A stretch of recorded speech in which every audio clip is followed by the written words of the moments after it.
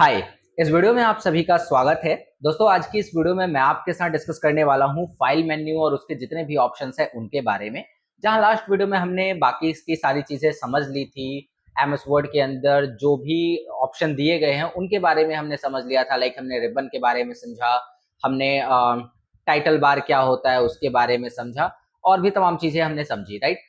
अब हमारी बारी है कि फाइल मेन्यू को जानें और फाइल मेन्यू के अंदर दिए गए तमाम ऑप्शंस को एक एक करके बारीकी से डिस्कस करें। तो चलिए बिना देरी किए हुए वीडियो को शुरू करते हैं। सबसे पहले आपको अपने कंप्यूटर स्क्रीन पर आ जाना है और कंप्यूटर स्क्रीन पर आने के बाद आपको माइक्रोसॉफ्ट वर्ड को ओपन कर लेना है। उसके लिए आपको सिंपली यहाँ सर्च बॉक्स में वर्ड टाइप कर देना है एंड उसके बाद आपके सामने ऐसे वर्ड ओपन होकर आ जाएगा। इसके बाद आपको क्या करना है कि यहाँ से ब्लैंक डॉक्यूमेंट ले लेना है ताकि आप ब्लैंक डॉक्यूमेंट को यूज करके बाकी के सारे ऑप्शन को समझ सके। बाकी जैसे मैंने आपको बताया था, अभी मैं रिबन को अनहाइड कर दे रहा हूँ डबल क्लिक करके। रिबन अनहाइड हो गया, राइट। मैंने आपको बताया था कि अगर आपको पैराग्राफ लेना है तो उसके लिए आपको यहाँ पे is equal to RAND bracket open 10 paragraph के लिए और यहाँ ब्रैकेट बंद। अगर आप नहीं देंगे तो 5 पैराग्राफ्स मिलेंगे, बट मुझे चाहिए थे 10 पैराग्राफ, दैट्स व्हाई मैंने यहाँ पर 10 लिखा। कोई स्पेस नहीं देना है और बस आपको यहाँ पे सिंपली देख सकते हैं, यहाँ पे मैंने लिखा है रैंड 10 और यहाँ पर एंटर कर देना है। अब हमारे पास यहाँ पर 10 पैराग्राफ्स आ गए हैं और 10 पैराग्राफ आने के बाद में हम इसमें से कुछ ऑप्शंस को यूज करेंगे। जैसे सबसे पहले मैं आपको अगर बताऊं फाइल के बारे में, तो यहाँ पर देख सकते हैं आप कॉर्नर पे फाइल मेन्यू दे रखा है। इसके बारे में समझ लेते हैं। इस पे क्लिक करना है। क्लिक करने के बाद आपको यहाँ पे तमाम ऑप्शन मिल जाएंगे, जैसे कि होम, न्यू, ओपन, सेव। इस तरीके से यहाँ पे share, info, print, export, transform, close, ये सारे ऑप्शन आपको यहाँ पर मिल जाते हैं। तो यहाँ से हम लोग अब एक एक ऑप्शन के बारे में समझ लेते हैं। जैसे कि मान लीजिए यहाँ पे न्यू ऑप्शन है। अब न्यू ऑप्शन के अंदर क्या है कि एक ब्लैंक डॉक्यूमेंट है, आप यहाँ से ब्लैंक डॉक्यूमेंट ले सकते हैं। अब उसके लिए आपको सिंपली यहाँ ब्लैंक डॉक्यूमेंट पे क्लिक करना है। अगर आप ब्लैंक डॉक्यूमेंट की जगह आप सोच रहे हैं कि आप टेम्पलेट ले लें, तो उसके लिए भी नीचे यहाँ पर टेम्पलेट्स अवेलेबल है। हो सकता है आपका टेम्पलेट इसमें ना दिखाई दे रहा हो, तो आप सिंपली यहाँ पे सर्च कर सकते हैं कि आपको किस टाइप का डॉक्यूमेंट चाहिए और इस तरीके से आपका डॉक्यूमेंट जो है बन के रेडी हो जाएगा। एक तो तरीका है, मतलब न्यू ऑप्शन का काम ये है। तो आप समझ गए होंगे कि न्यू ऑप्शन का यूज करके हम जब भी नया डॉक्यूमेंट बनाना होगा बना सकते हैं। ओपन की अगर हम बात करें तो ओपन क्या करता है, अगर आपके पास पहले से कोई फाइल अवेलेबल है तो वो फाइल आप यहां से ओपन कर सकते हो। आई थिंक मैंने ये चीजें लास्ट वीडियोस में भी डिस्कस कर रखी है।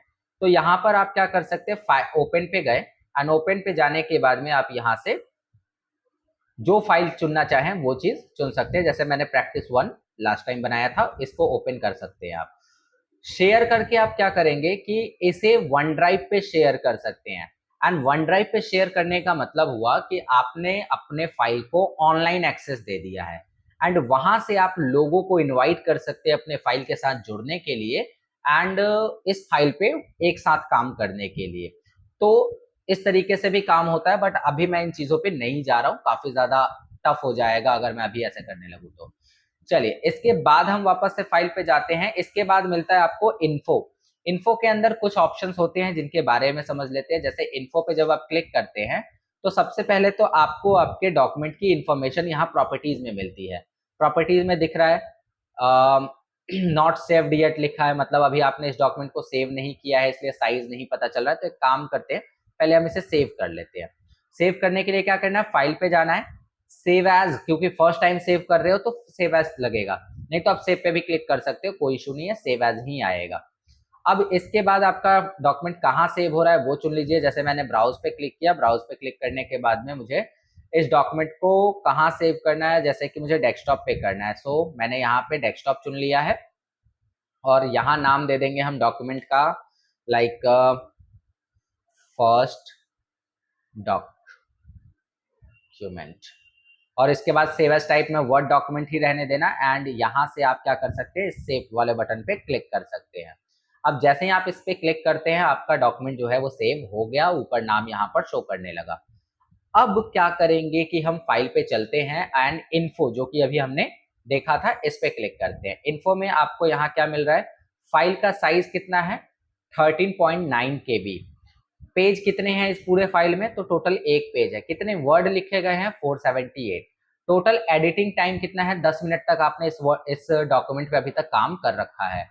उसके बाद टाइटल में यहाँ पर क्या है, तो टाइटल में अभी कोई टाइटल हमने नहीं डाला, आप चाहे तो डाल सकते हैं। ठीक है, ऑथर का नाम जनरली डाला जाता है। टैग्स में भी आप चाहें तो अलग अलग टैग्स डाल सकते हैं, कमेंट वगैरह डाल सकते हैं। रिलेटेड डेट्स आपका यहाँ पे दिखा रहा है कि लास्ट मॉडिफाई कब हुआ है, आज 10:48 पे हुआ है, और क्रिएट कब किया था, आज ही 10:38 पर इसे क्रिएट किया गया है। तो कुछ इस तरीके से ये सारी इंफॉर्मेशन आपको यहाँ पे मिल जाती है। रिलेटेड पीपुल कौन कौन है, ऑथर कौन है, ये बता रहा है यहाँ पे।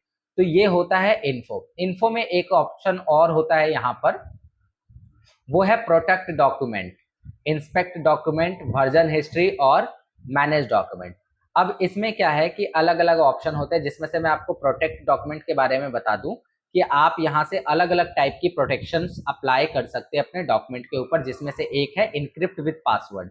इसका काम होता है कि जब भी आप डॉक्यूमेंट को खोलेंगे तो आपके डॉक्यूमेंट में पासवर्ड पहले पूछेगा, एंड जब वो आप पासवर्ड सही सही डालेंगे तब आपका डॉक्यूमेंट ओपन होगा, अदरवाइज नहीं होगा। तो जो भी सेंसिटिव डॉक्यूमेंट्स होते हैं, जिसके अंदर बहुत सारी इंफॉर्मेशन होती है, ना आप लोगों के साथ उसे शेयर नहीं करना चाहते हैं, बट वो आपके कंप्यूटर में अवेलेबल है, देन आप उस पर इनक्रिप्ट विद पासवर्ड कर देते हैं, ताकि खोलने से पहले कोई भी पासवर्ड दिए बिना उस फाइल को ना खोल सके। मान लो किसी ने आपकी फाइल चोरी कर ली, तो वो उस फाइल को नहीं खोल सकता है जब तक उसको वो पासवर्ड नहीं मिल जाए।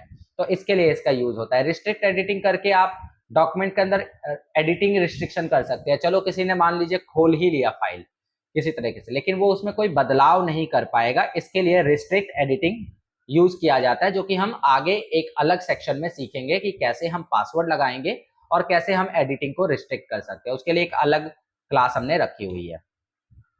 बाकी इसके बाद सेव और सेव एज में आपको फर्क पता चल गया, अभी अभी मैंने आपको सेव करके दिखाया फाइल को। तो जब भी आप सेव करेंगे तो क्या होगा कि मान लीजिए आपने इस फाइल के अंदर कुछ चेंजेस किए, एंड चेंजेस करने के बाद आपको इसी में वो चेंज सेव कर देना है, तो बस फाइल पे जाइए, सेव पे क्लिक करिए। अगर आप चाहते हैं कि इस चेंजेस को एक नए नाम के साथ सेव किया जाए, एक नए लोकेशन पे सेव किया जाए, या किसी दूसरे फॉर्मेट में सेव किया जाए, तब आपको सेव एज करना होता है। क्योंकि जैसे ही आप सेव एज करेंगे, आपसे दोबारा फाइल का नाम और फाइल का टाइप पूछा जाएगा, तो ये आप तब कर सकते हैं, राइट। अब बात करते हैं प्रिंट की। तो प्रिंट कैसे करते हैं उसके बारे में समझ लेते हैं। प्रिंट पे जब आप जाएंगे तो आपको बहुत सारे ऑप्शन यहाँ दिखेंगे, जैसे कि नंबर ऑफ कॉपीज, कि कितनी कॉपीज आपको प्रिंट करनी है, 1 कॉपी, 2 कॉपी, 3 कॉपी, आप यहाँ पे बता सकते हैं। उसके बाद कौन से प्रिंटर का यूज करके आप प्रिंट करना चाहते हैं इसे, ठीक है, तो वो चीज आप यहाँ पर बता सकते हैं।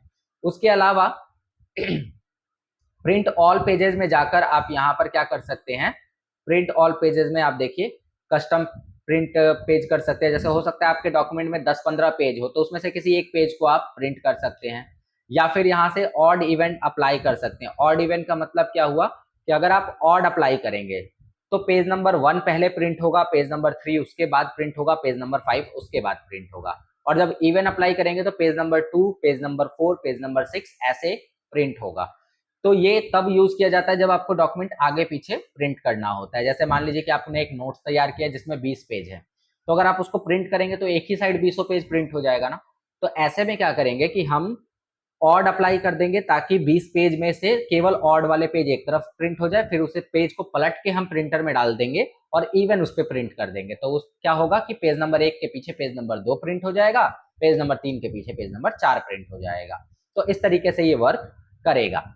उसके बाद आप नीचे देखोगे तो पेजेस में यहाँ पर आप डिफाइन कर सकते हो कि आपको कौन सा पेज प्रिंट करना है। हो सकता है कि आपको डॉक्यूमेंट के अंदर से केवल पेज नंबर 3, पेज नंबर 7 और पेज नंबर 9 प्रिंट करना है, तो उस केस में आप यहाँ पर लिख सकते हैं, ठीक है, कॉमा लगा के भी लिख सकते हैं, हाइफन भी लगा के लिख सकते हैं। जैसे मैंने लिखा 3,5,9, इसका मतलब हुआ पेज नंबर 3, पेज नंबर 5 और पेज नंबर 9 प्रिंट करेगा।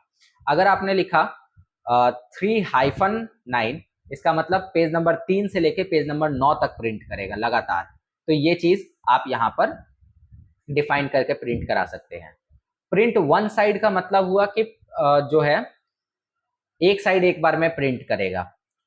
कलेक्ट, ये अल्फाबेटिकल ऑर्डर मतलब सीधा कलेक्ट करेगा, 1 2 3, फिर 3 के बाद 4 5 6, फिर 7 8 9 ऐसे डॉक्यूमेंट को कलेक्ट करेगा।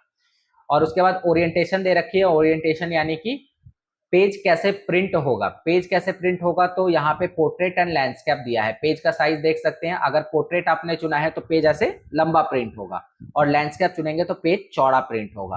तो ये चीज के लिए ओरिएंटेशन दे रखी है। पेज का साइज आप यहाँ से डिसाइड कर सकते हैं, मार्जिन वगैरह आप यहाँ से सेट कर सकते हैं, और एक पेज पर, एक सीट पर कितने पेज प्रिंट होंगे ये आप यहाँ से डिफाइन कर सकते हैं।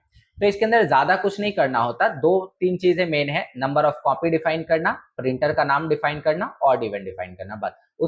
उसके बाद की जो चीजें हैं जैसे कि ओरिएंटेशन, पेज का साइज, ये हम डॉक्यूमेंट में ही अप्लाई कर देंगे, तो यहाँ पर आपको अप्लाई करने की जरूरत नहीं पड़ेगी। आई होप आपको प्रिंट समझ में आ गया होगा। बाकी उसके बाद जैसे आप प्रिंट पे क्लिक करेंगे प्रिंट हो जाएगा।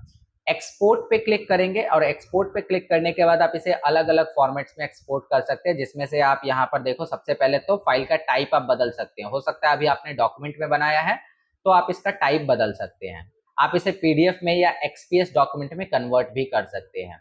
और किंडल पे, किंडल जो कि अमेजोन का प्रोडक्ट है, उस पर भी आप यहाँ पे चाहें तो भेज सकते हैं, अदरवाइज इसकी कोई नीड हमें नहीं पड़ने वाली। फिर उसके बाद ट्रांसफॉर्म दे रखा है, तो ट्रांसफॉर्म में आप यहाँ पर अलग अलग चीजें कर सकते हैं। अब ये ट्रांसफॉर्म वाला ऑप्शन हो सकता है आपके में ना शो कर रहा हो, क्योंकि मेरे पास 365 है इसलिए यहाँ पे शो कर रहा है। ट्रांसफॉर्म में क्या है कि आपने जो टेक्स्ट सेलेक्ट किया है उसके लिए एक अलग डिजाइन यहाँ पर सेट कर देगा ये ट्रांसफॉर्म। देखो जैसे नीचे बहुत सारे डिजाइन दे रहे हैं, मैंने इसको चुना एंड ट्रांसफॉर्म पे जैसे ही मैं क्लिक करूंगा मेरा डॉक्यूमेंट उस तरीके से डिजाइन हो जाएगा। बट आपको इसे नहीं करना है, सो आप इसे बंद कर देना, कोई नीड नहीं है इसकी। अब आगे आता है क्लोज। क्लोज का काम क्या है, जो डॉक्यूमेंट आपने खोल रखा है उसे बंद कर देना, ठीक है। और यहाँ पर अकाउंट से रिलेटेड ऑप्शन आपको मिलते हैं, जैसे आपका कौन सा गूगल अकाउंट कनेक्ट है इसके साथ।